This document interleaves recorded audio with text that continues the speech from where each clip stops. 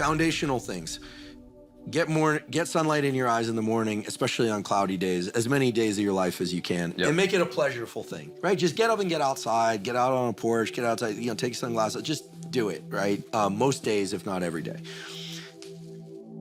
Try and get your sleep right. Now, younger people with different schedules, don't give up a social life, but try and get a good amount of sleep. Get good at that. Some people are great sleepers, some people aren't. Very good idea, if you want to be healthy, to do 3 days a week of weight training. We're talking about 10 minutes of warm up and 50 to 60 minutes of working out.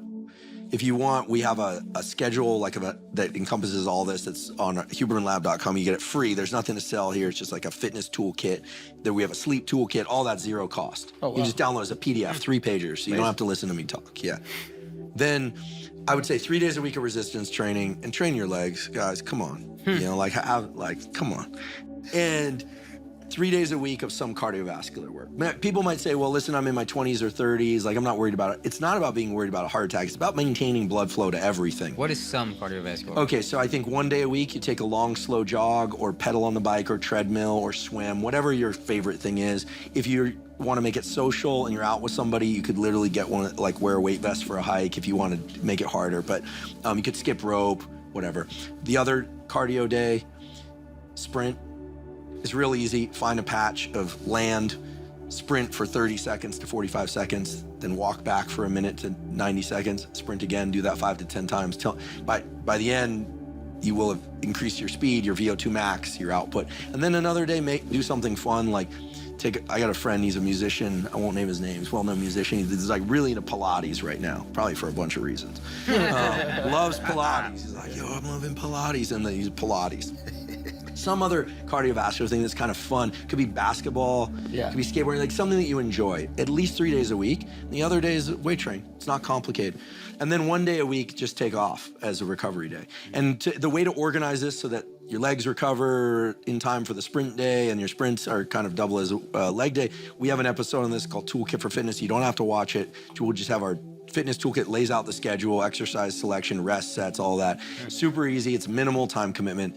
And listen, there are reasons to do it for aesthetic reasons. There are reasons to do it for heart health reasons. This is key. Okay, so sunlight, that. I think have some tool to be able to control your stress. Some people are super mellow, but some non-pharmaceutical tool. The double inhale through the nose, the physiological size. So big, deep inhale through the nose, then sneak in a little bit more air, then dump all your air with your mouth. That's the fastest way to calm down. If you're scared of public speaking, if you're tense about some interaction.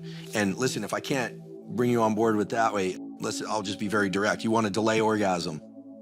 It works for that too. Because remember, orgasm is an increase in what we call the sympathetic tone of the nervous system. It's actually kind of like the stress response. And then comes the relaxation afterwards. So, it's sort of if you need an incentive. For real. Well, and in the tantric community, they talk about using this type of breathing for couples to be able to have sex for long periods of time, to be able to explore the different forms of sensual connection. So there you go. There is this thing there's a lot on the internet about semen retention and chi, right? After orgasm, here we're talking about males and females, but in males, after ejaculation, there's an increase in the hormone prolactin, which makes you very mellow. And that sets the refractory period. And during that time, you're not getting another erection, you're not having sex again. Mm-hmm. This is why drugs that increase dopamine sometimes are kind of pro-sexual drugs. But if people take too much of them, then they're just all gas pedal, but they're not relaxed enough to actually get an erection, right? This is the cocaine thing, right? So, sex is a dance between arousal and relaxation. Tantra understands that, and they try and bring people into kind of a mellow plane where they are controlling all that rise and fall of arousal over and over again. That's the idea.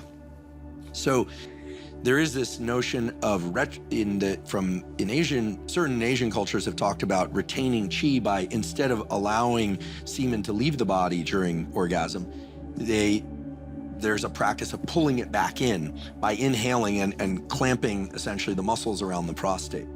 So I have a friend who got really into experimenting with this. His wife happened to be in the kind of Qigong community, was really into Qigong, and he did this, but he developed terrible prostatitis. So you have to be really careful. But he was walking around feeling like he had twice as much energy as he ever did before. So right before he's about to bust, he sucks it back in. Yeah, and again, you can mess yourself up with this, you know? Like, that's crazy. It's crazy, it's crazy. That seems like the worst idea. It seems like, yeah, exactly. For some people, it's gonna be the worst idea. For other people, you know, I'm not promoting this, but there is this notion of retrograde ejaculation.